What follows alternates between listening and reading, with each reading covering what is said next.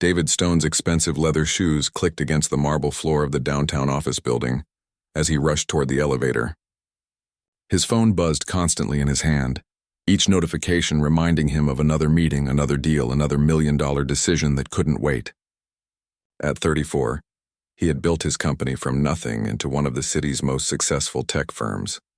And he had done it by never slowing down. The building lobby was usually empty at this hour, but today something was different. Children's voices echoed off the tall walls, and colorful artwork was taped to the security desk. David barely glanced up from his phone as he weaved between small groups of kids who seemed to be on some kind of field trip. Must be from that daycare next door, he muttered under his breath, annoyed that his normally quiet building was filled with chaos. He was almost at the elevator when he felt a small tug on his suit jacket. David looked down, expecting to see a piece of paper or maybe his jacket caught on something. Instead, he found himself staring into the biggest, most hopeful brown eyes he had ever seen. A little girl, probably no older than 5, stood looking up at him. Her dark hair was pulled back in 2 small ponytails, and she wore a bright yellow dress that had seen better days. But it was her smile that caught him off guard. It was the kind of smile that could light up a room. "Excuse me, mister," she said in a tiny voice that seemed too polite for someone so young. "Are you my daddy?" David's phone nearly slipped from his hands. He stared down at the child, not sure if he had heard her correctly. "What did you just say?" The little girl stepped closer, completely unafraid of his towering height or expensive suit. "I asked if you're my daddy. You look like how I think my daddy would look, tall and important." Before David could respond, he heard quick footsteps approaching. A young woman with kind eyes and paint-stained clothes hurried over, her face flushed with embarrassment. "Lily, sweetie, you can't just walk up to strangers," the woman said gently, placing a protective hand on the child's shoulder. She looked up at David with an apologetic smile. "I'm so sorry, sir. I'm Rachel, her teacher from Little Sunshine Daycare. The kids are here on a field trip to see the big building, and Lily tends to wander off." David looked from the teacher to the little girl, who was still staring at him with those hopeful eyes. "She asked if I was her father." Rachel's expression softened with sadness. "Yes, she does that sometimes. Lily is in foster care, and she has this idea that her father might be someone important who works in a big building like this one." She knelt down beside the child. "Remember what we talked about, sweetheart? We can't ask every person we meet if they're your daddy." But Lily wasn't paying attention to her teacher. She was still looking up at David, tilting her head to one side like she was trying to solve a puzzle. "You have sad eyes like me," she said matter-of-factly. "My foster mom says people with sad eyes understand each other." David felt something shift inside his chest, an uncomfortable tightness he hadn't felt in years. He cleared his throat and straightened his tie. "I'm not your father," he said, his voice coming out harsher than he intended. "I don't have children." Instead of looking disappointed, Lily simply nodded. "That's okay. Maybe tomorrow you'll remember that you do." Rachel quickly scooped up the little girl. "Come on, Lily, let's get back to the group. Thank you for being patient with her," she said to David. Children in foster care sometimes create stories to help them feel better about their situation. As Rachel started to carry Lily away, the little girl called over her shoulder, "Bye, maybe, Daddy. I hope I see you again." David stood frozen in the middle of the lobby, watching as they disappeared around the corner. The elevator arrived with a soft ding, but he made no move to get on. Other business people pushed past him, muttering about him blocking the way, but he barely noticed. He couldn't stop thinking about what the child had said. "You have sad eyes like me." When was the last time someone had looked at him and seen sadness instead of success? When was the last time anyone had looked at him and seen anything other than money and power? His phone buzzed again, snapping him back to reality. 3 missed calls, 12 new emails, and a text from his assistant reminding him about his 10 o'clock meeting. David shook his head and stepped into the next elevator. He had a company to run. He didn't have time to think about some random child and her innocent questions. But as the elevator climbed toward the top floor, he found himself thinking about his own childhood. The foster homes, the promises that were never kept, the adults who looked right through him like he wasn't there. He had built walls around his heart so thick that nothing could get in. It was safer that way. Easier. So why did one simple question from a 5-year-old make those walls feel suddenly fragile? The rest of his morning was filled with back-to-back meetings, phone calls with investors, and decisions about product launches. But every now and then, in the quiet moments between conversations, he would remember those hopeful brown eyes and that tiny voice asking, "Are you my daddy?" During lunch, David found himself standing by his office window, looking down at the street below. He could see the daycare center next door, with its cheerful yellow sign and small playground surrounded by a chain-link fence. Children were playing outside, running around and laughing, but he couldn't spot the little girl in the yellow dress. His assistant knocked on the door. "Mr. Stone, your 1 o'clock appointment is here." David turned away from the window. "Send them in." But even as he shook hands with potential clients and discussed quarterly projections, part of his mind was still in that lobby, looking down at a child who had seen something in him that he had forgotten existed, a child who had asked the one question that no amount of money or success could answer. That evening, as David sat alone in his penthouse apartment eating takeout Chinese food, he couldn't shake the feeling that something had changed. The silence that usually felt comfortable now seemed empty. The city lights that usually energized him now seemed cold. He thought about what the teacher had said. Foster care, he knew that world too well. The uncertainty, the hope that gets crushed over and over again, the way you learn to stop expecting anything from anyone. But this little girl, Lily, was different. She still hoped. She still believed that somewhere out there was a father who would claim her, who would choose her, who would make her part of a real family. David set down his chopsticks and stared out at the city skyline. Tomorrow was just another day of meetings and deals and decisions that would make him richer, but not happier. Unless, maybe it wasn't. 3 days had passed since David's encounter with Lily, but he couldn't get her out of his mind. Every time he walked through the lobby, he found himself glancing toward the daycare entrance next door. Every time he heard children's laughter from the playground, he wondered if one of those voices belonged to the little girl in the yellow dress. It was driving him crazy. David Stone didn't get distracted by anything, especially not by a 5-year-old he had met for less than 5 minutes. He had built his entire life around focus, discipline, and emotional control. But somehow one simple question had cracked something open inside him. On Thursday afternoon, David made a decision that surprised even him. Instead of heading straight to his car after work, he walked next door to Little Sunshine Daycare. The building was much smaller than his office tower, with bright murals painted on the walls and children's artwork displayed in every window. Through the glass doors, he could see kids playing with blocks and reading books in cozy corners filled with colorful pillows. A bell chimed when he opened the door, and immediately he heard Rachel's voice from somewhere in the back. "I'll be right there." The main room smelled like crayons and apple juice. Tiny chairs were arranged around low tables, and every surface was covered with drawings and crafts. David felt completely out of place in his expensive suit, like a giant who had wandered into a dollhouse. Rachel appeared from around the corner, wiping her hands on a towel. When she saw him, surprise flashed across her face. "Oh, Mr. Stone, right? From the other day?" "Yes." David cleared his throat, suddenly unsure why he had come. "I wanted to speak with you about the daycare."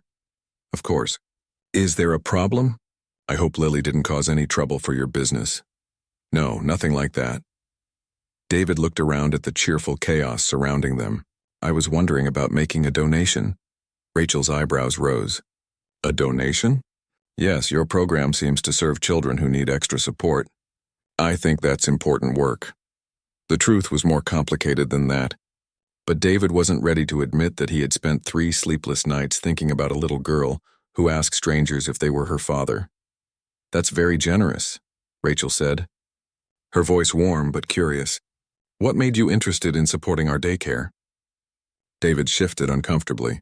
"I believe in giving back to the community." It was his standard response for charity requests, but even as he said it, the words felt hollow. Rachel seemed to sense there was more to the story, but she didn't push. "Would you like a tour?" she asked. "The children are having free playtime right now, so you could see what we do here." David nodded, and Rachel led him deeper into the building. They passed a room where older kids were working on homework with volunteer tutors, and another where toddlers were having snack time. Everything was clean but worn, clearly loved but operating on a tight budget. "Most of our children come from difficult situations," Rachel explained as they walked. Some are in foster care, others have parents who work multiple jobs and need safe, affordable childcare. We try to give them stability and love while they're here. They entered a large playroom where about 15 children were scattered around different activity centers. David's eyes immediately found Lily.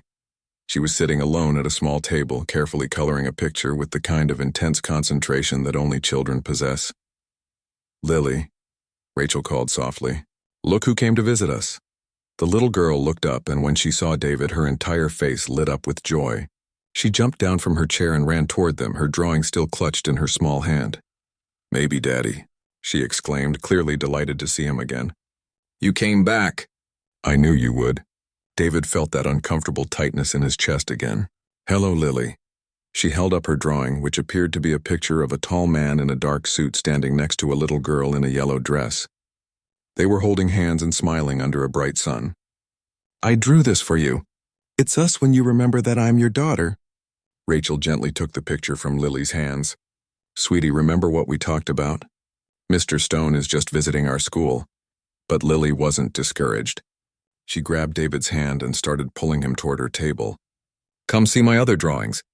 I made lots of them." David allowed himself to be led across the room, aware that other children and adults were watching with curiosity. Lily's table was covered with drawings, all featuring the same two figures, a tall man and a little girl. "This one is us at the park," she explained, pointing to a picture of stick figures on swings. "And this one is us eating ice cream. And this one is us reading books together before bedtime." Each drawing showed a different scene, but they all had the same theme, a father and daughter spending time together. David stared at the pictures, feeling something twist in his stomach. This child had created an entire imaginary life with him as her father. "Lily draws these every day," Rachel said quietly, standing beside them. "She's been in 3 different foster homes in the past 2 years. The last family said they couldn't handle her anymore because she was too needy and kept asking about her real parents." David looked down at Lily, who was now showing him a crayon drawing of a house with 2 windows and a red door. "This is where we'll live together," she said matter-of-factly. "You can have the big bedroom and I can have the little one. And we can get a dog. Do you like dogs, maybe, Daddy?" David started to say he had never thought about pets, but something in Lily's hopeful expression stopped him. "I think dogs are fine. See?" Lily turned to Rachel with triumph. "He likes dogs. That's another reason why he might be my daddy." Rachel's smile was sad. "Lily, honey, we've talked about this. Mr. Stone has his own life, his own work. He's not looking for a daughter. But maybe he just doesn't know he wants one yet," Lily said with the kind of logic that only children possess. She looked up at David with those big brown eyes. "Sometimes people don't know what they want until they find it, right?" David found himself nodding before he could stop himself. That's true sometimes." They spent the next hour with Lily showing David around the daycare. She introduced him to the other children as my maybe daddy, explained all the rules of the different games, and shared her animal crackers with him during snack time. Throughout it all, David found himself relaxing in a way he hadn't in years. There was something about Lily's pure, uncomplicated affection that bypassed all his usual defenses. She didn't care that he was wealthy or successful. She didn't want anything from him except his attention and the possibility that maybe, just maybe, he could be the father she had been dreaming of. As the afternoon wound down and parents began picking up their children, David realized he had spent nearly 3 hours at the daycare. 3 hours when he should have been working, taking calls, making money. But for the first time in years, he hadn't thought about business once. "Thank you for visiting," Rachel said as she walked him to the door. "Lily obviously enjoyed having you here." David looked back to see Lily waving at him through the window, her drawings pressed against the glass. "She's a special kid. She is. She's been through more than any child should have to handle, but she hasn't lost hope. That takes incredible strength." "What happened to her parents?" David asked. Rachel glanced around to make sure Lily couldn't hear. "Her mother left her at a fire station when she was 3. No note, no explanation. Her father was never in the picture. She's been in the system ever since, but she still believes that somehow, somewhere, there's a family meant for her." David walked back to his office building in silence, his mind spinning. That night, instead of working late as usual, he found himself researching foster care statistics and reading about children who aged out of the system, without ever finding permanent homes. For the first time in his adult life, David Stone went to bed thinking about someone other than himself. And for the first time in years, when he closed his eyes, he didn't see spreadsheets and profit margins. He saw a little girl in a yellow dress, holding up a drawing of the family she hoped to find. The following week, David did something that shocked his entire staff. He blocked out 2 hours every Wednesday afternoon for what his assistant listed on his calendar as community outreach. When his business partners asked about it, he gave vague answers about corporate responsibility and public relations. But the truth was simpler and more complicated than that. He couldn't stop thinking about Lily and her drawings.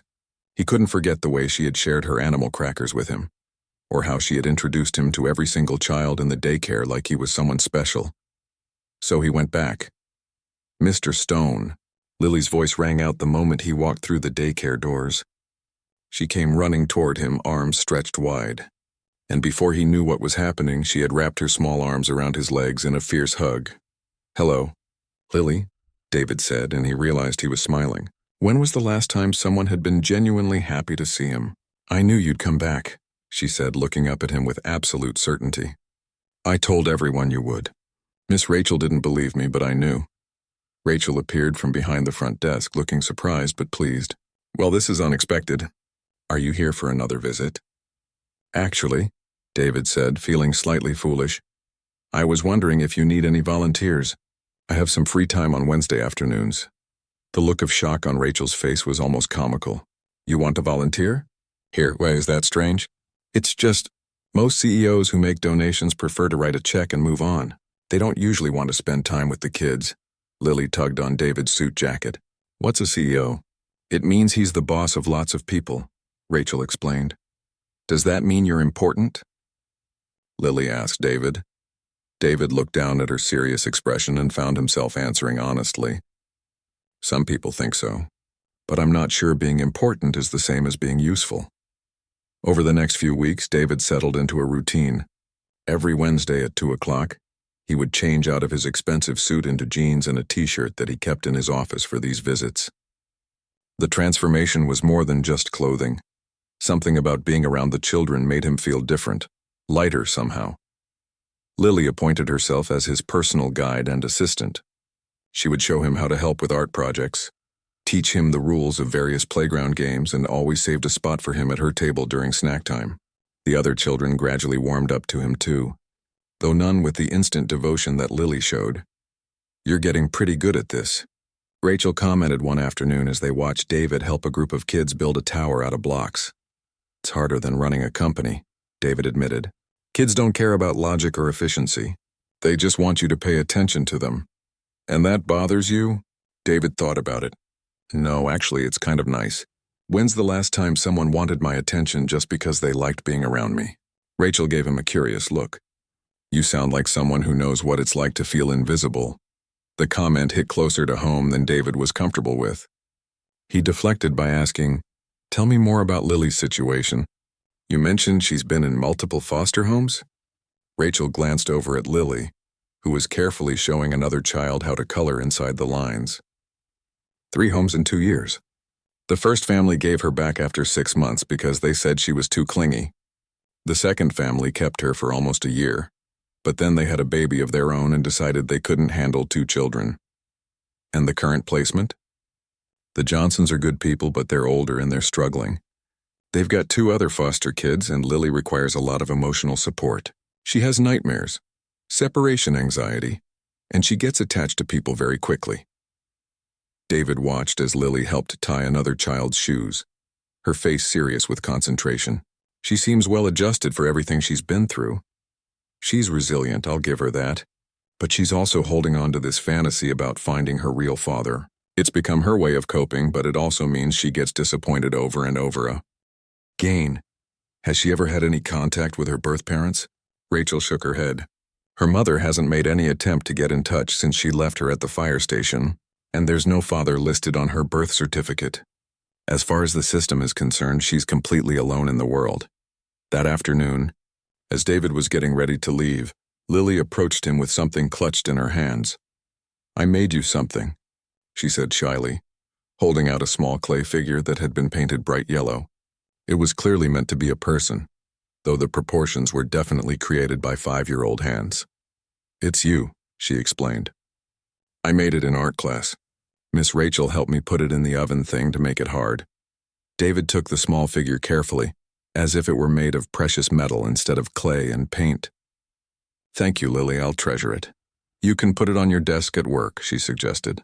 "Then when you're being important, you can remember that I'm thinking about you." Something cracked open inside David's chest. He knelt down to Lily's level, looking into her trusting brown eyes. "Can I tell you something?" She nodded eagerly. "When I was your age, I was in foster care too." Lily's eyes went wide. "Really? Did you look for your daddy too?" "For a while. But after a few years, I decided it was easier to stop hoping." "What happened to your maybe daddy?" David felt a familiar ache in his throat. "I never found him. But you know what? I turned out okay anyway." Lily considered this seriously. "Maybe your daddy was just running late. Maybe he's still looking for you too." The simple, innocent logic of it almost broke David's heart. This little girl who had been abandoned and passed around from home to home still believed in happy endings. Still believed that somewhere out there was someone who would choose her, who would fight for her, who would love her unconditionally. That evening, David sat in his empty penthouse apartment, holding the clay figure Lily had made for him. He thought about his own childhood, memories he had spent years trying to bury. The succession of foster homes, the social workers who spoke about him like he wasn't in the room, the other kids who came and went while he remained unwanted. He had built his entire adult life as a reaction to that childhood. He had made himself powerful so he would never be powerless again. He had made himself wealthy so he would never depend on anyone else's charity. He had built walls around his heart so thick that nothing could hurt him. But walls that kept out pain also kept out love. And for the first time in 25 years, David began to wonder what he had given up in order to feel safe. His phone buzzed with work emails, but for once, he didn't check them. Instead, he placed Lily's clay figure on his coffee table and sat looking at it until the city lights blurred together outside his window. Somewhere across town, a little girl was probably having nightmares in a foster home where she was just another mouth to feed. She was dreaming of a father who would claim her, who would make her part of a real family, who would never let her go. And for the first time since he was 5 years old, David Stone allowed himself to imagine what it would feel like to be that father. It was a Tuesday morning when David's phone rang with a call that changed everything. He was in the middle of reviewing quarterly reports when his assistant buzzed through. "Mr. Stone, there's a Rachel Martinez from Little Sunshine Daycare on line 2. She says it's urgent." David's heart immediately started beating faster. He never got calls from the daycare except on his regular volunteer days. "Put her through." "David?" Rachel's voice sounded strained and worried. "I'm sorry to bother you at work, but it's about Lily. She's been sick since yesterday and it's gotten worse. We had to call an ambulance." The papers in David's hands scattered to the floor. "What happened?" "Is she okay?" "She has a high fever and she's been throwing up. The doctors think it might be appendicitis. They took her to Children's Hospital downtown. Her foster parents are out of town visiting family and they can't get back until tomorrow night." David was already reaching for his car keys. "So she's alone?" "One of our staff members went with her, but she keeps asking for you. She keeps saying she wants her maybe daddy. I'm on my way." David hung up and rushed out of his office, leaving 3 confused executives sitting in his conference room, waiting for a meeting that would have to happen without him. For the first time in his career, work was the last thing on his mind. The drive to the hospital felt like it took forever. David's mind raced with worst-case scenarios, and he realized with shocking clarity that the thought of losing Lily terrified him more than any business failure ever had. When he finally reached the pediatric ward, he found Rachel pacing in the waiting room, her face etched with worry. "How is she?" he asked immediately. "They're running tests now. The fever broke about an hour ago, which is good news. But she's been asking for you nonstop." A doctor in scrubs approached them. "Are you here for Lily Chen?" "Yes," David said quickly. "How is she?" The doctor looked between David and Rachel. "And you are?" David hesitated. What was he exactly? Not her father, not her guardian, not even a relative. Just a man who had somehow become attached to a little girl who called him maybe daddy. "I'm David Stone. I volunteer at her daycare." I see. Well, the good news is that it's not appendicitis. She has a stomach virus that hit her pretty hard. But she should recover fully with rest and fluids. We'd like to keep her overnight for observation since her fever spiked so high. Relief flooded through David so powerfully that he had to sit down. Can I see her? He asked. The doctor nodded. Room 314. Fair warning, she's been pretty sick, so she might not be her usual energetic self. David walked down the hospital corridor on unsteady legs. Nothing had prepared him for how small and fragile Lily looked in the big hospital bed. Her face was pale and there were dark circles under her eyes. Various machines beeped quietly around her. But when she saw him, her face lit up with the same bright smile that had captivated him that first day in the lobby. Maybe, Daddy, she said, her voice hoarse but happy. You came. Of course I came, David said, surprised by how natural the words felt. He pulled a chair close to her bed and sat down. How are you feeling, sweetheart? Better now. I told the nurses you would come, but they didn't believe me. They said foster kids don't have people who come when they get sick. David felt anger rise in his chest, not at the nurses, but at a system that made a 5-year-old believe she wasn't worth showing up for. Well, they were wrong, weren't they? Lily nodded seriously. I knew you'd come because that's what daddies do. They take care of their kids when they're sick. Something inside David's chest cracked open completely. This little girl, even lying in a hospital bed, still held on to her unshakable faith that he was meant to be her father. Lily, he said gently, can I ask you something? Uh-huh. Why do you think I'm your daddy? You've met lots of grown-ups, why me? Lily thought about this with the serious concentration she brought to all important questions. Because you have the same lonely in your eyes that I have, and because when you look at me, you see me, not just some foster kid, but me, Lily. And because... She paused, suddenly shy. Because what? Because when you're here, I feel like I'm home. Even in this scary hospital, when you're here, it feels safe. David had to look away for a moment because his eyes were burning with tears he hadn't shed in years. When he looked back, Lily was studying his face with concern. Are you sad, maybe, Daddy? Not sad, David said, his voice rough. Just realizing some things. Over the next several hours, David didn't leave Lily's side. He read her stories from the hospital's collection of children's books. He helped her eat ice chips when her throat was sore. He held her hand when she dozed fitfully, waking up every few minutes to make sure he was still there. Around midnight, when Lily had finally fallen into a deeper sleep, Rachel appeared in the doorway. You should go home and get some rest, she said softly. I can stay with her. David looked at Lily's sleeping face, peaceful now that her fever had completely broken. I'm not leaving her alone. Rachel studied his face in the dim light from the hallway. You love her. It wasn't a question, and David didn't try to deny it. Yes, she loves you too. I've never seen her attached to someone the way she has with you. Rachel, David said, not taking his eyes off Lily. What would it take for someone like me to adopt her? Rachel's sharp intake of breath was audible in the quiet room. Are you serious? Dead serious. It's complicated. There are background checks, home studies, interviews with social workers. The process can take months, sometimes over a year. And there's no guarantee. The system prefers families with experience or couples or... I have resources, David interrupted. Good lawyers, connections. I can provide for her in ways that most people can't. Money isn't everything in adoption cases, Rachel warned. They'll want to know why a successful bachelor suddenly wants to adopt a 5-year-old girl. They'll question your motives, your lifestyle, your ability to parent. David looked down at Lily's small hand still clutched in his. 3 months ago, if someone had told him he'd be sitting in a hospital room considering adoption, he would have had them evaluated for mental illness. But now, watching this brave little girl sleep after the scariest day of his life, he couldn't imagine any other future. She had asked him if he was her daddy, and somewhere along the way, his heart had answered yes. I know it won't be easy, he said to Rachel, but she needs someone who will choose her, who will fight for her, who will never give up on her. And I need her too. Rachel was quiet for a long moment. The foster family she's with now, they're good people, but they're overwhelmed. If you're serious about this, if you really mean it, I think they'd be relieved to know she has a chance at a permanent home. I've never been more serious about anything in my life. As the night wore on, David sat watching Lily sleep and thinking about all the changes he'd need to make. He'd have to child-proof his penthouse, learn about school districts, figure out bedtime routines and birthday parties and all the thousand small details of raising a child. The old David would have been terrified by such upheaval to his carefully ordered life.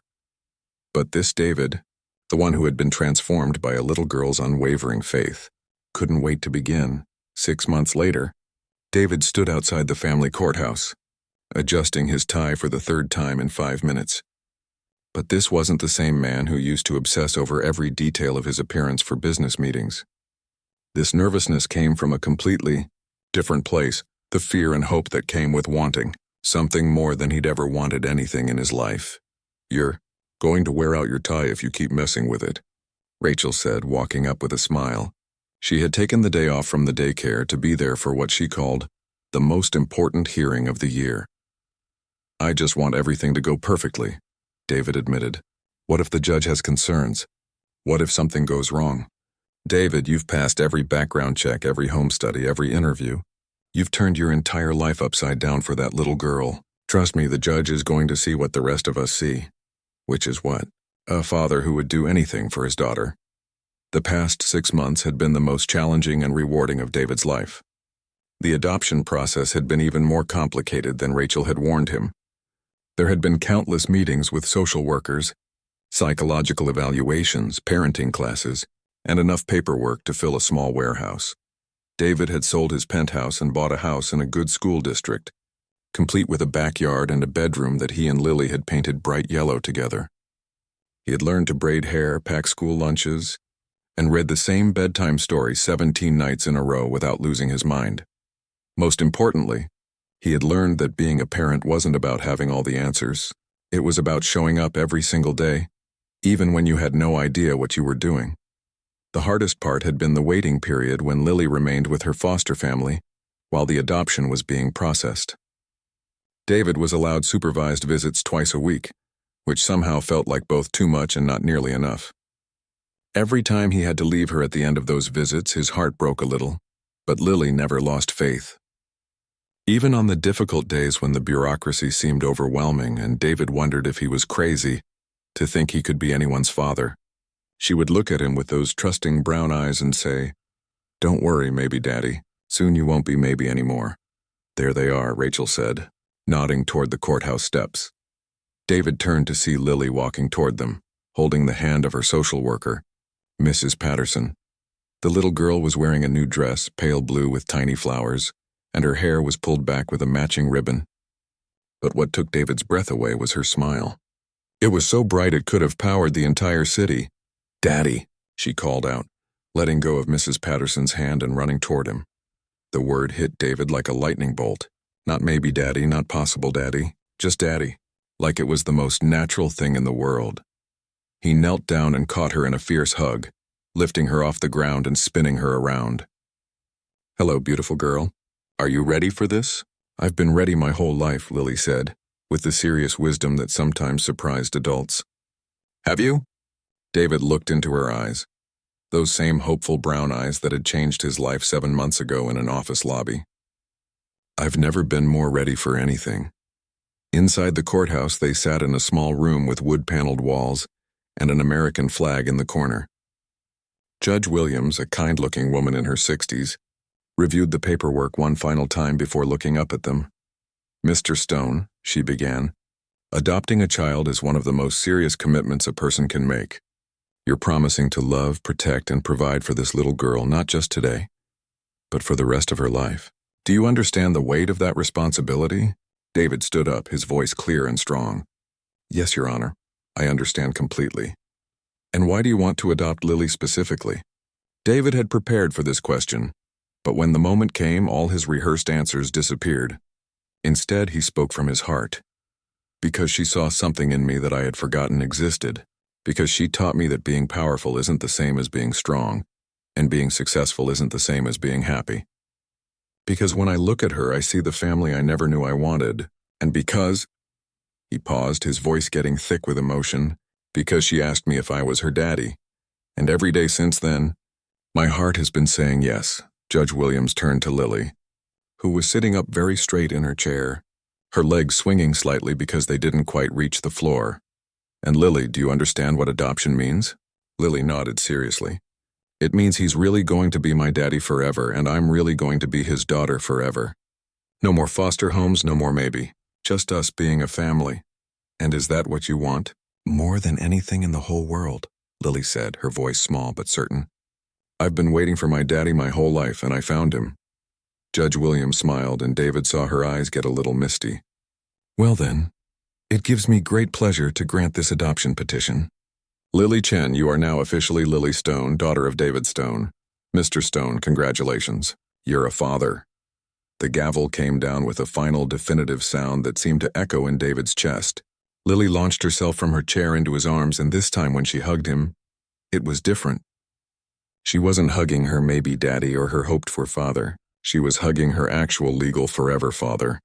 We did it, Daddy, she whispered against his ear. We're really a family now. David held her tight, feeling tears run down his cheeks that he didn't try to hide. Yes, we did it. You and me, kiddo, forever and always. The paperwork that followed seemed to take hours, but David didn't mind. Every signature made it more real, more official. He was signing his name as Lily's father, and she was practicing writing her new last name in careful kindergarten handwriting. That evening, they celebrated with dinner at Lily's favorite restaurant, a family place with crayons on every table and pictures of ice cream sundaes on the kids' menu. As they shared a chocolate cake that was bigger than Lily's head, she looked at David with that same serious expression she got when she was thinking about important things. Daddy? Yes, sweetheart? Do you think there are other kids like me? Kids who are looking for their maybe daddies and maybe mommies? David thought about the question. I'm sure there are. Why do you ask? Because I was thinking, now that I found my daddy, maybe we could help other kids find theirs too. Like maybe you could volunteer at more places, or maybe we could tell people about how good it feels to be chosen. David stared at his daughter, and felt his heart swell with pride. Even after everything she had been through, even on the happiest day of her life, she was thinking about other children who were still waiting and hoping. You know what, Lily? I think that's a wonderful idea. Maybe we can start a foundation or something, help other kids find their forever families. Really? Her eyes lit up with excitement. Can we call it the Maybe Daddy Foundation? David laughed, the sound rich and genuine in a way it had never been before. I think that's perfect. Later that night, after they had read 3 bedtime stories and sung 2 lullabies, David tucked Lily into her new bed in their new house. Her room was everything a little girl could dream of. Yellow walls covered with her artwork, shelves full of books and toys, and a nightlight that projected stars on the ceiling. Daddy, she said sleepily. What is it, baby girl? Thank you for not giving up on me, even when I was just some kid in a lobby asking silly questions. David kissed her forehead gently. Thank you for not giving up on me either. For seeing something in me worth loving before I even knew it was there. I love you, Daddy. I love you too, Lily. Sweet dreams. As David turned off the light and headed downstairs, he stopped to look at the pictures they had already hung on the walls. Photos from the courthouse, from their celebration dinner, from the day they had painted her room together. A real family making real memories. On his desk in his home office sat the small clay figure Lily had made him months ago, now joined by dozens of other crafts and drawings, all signed Love. Lily in increasingly neater handwriting. David Stone, who had once measured his worth in profit margins and stock prices, now measured it in bedtime stories, read, Scraped knees kissed better, and the sound of a little girl's laughter echoing through rooms that had finally become a home. He had spent his whole life building walls to keep people out. It took one small girl with eye,